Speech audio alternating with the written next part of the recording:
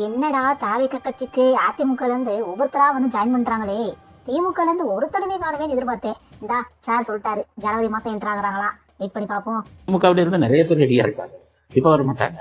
அந்த ஜனவரியில பாருங்க, திமுகவில இருந்து நிறைய பேர் வெளியிடுவதற்கு தயாராக இருக்கிறார்கள். அவர்கள் பேரை எல்லாம் நான் சொல்ல வேண்டும். காரணம் எல்லாரும் சர்வே பார்த்தேன். எங்க சர்வே எடுத்தாலும் 100 பேர் சர்வே எடுத்தா அதை மெஜாரிட்டி 3 பேருக்கு யாருக்கு வருது அப்படின்னு எடுத்து கொடுத்துருக்கான் உளவுக்கு.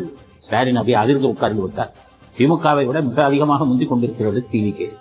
2ஆம் இடத்திற்கு அதிமுக பாஜக வந்துகிட்டு இருக்கு அப்படின்னு வந்து அவங்க உளவுத்துறையிலேயே அந்த மாதிரி ஒரு அறிக்கை ரகசிய அறிக்கை கொடுத்ததா சொல்றாங்க.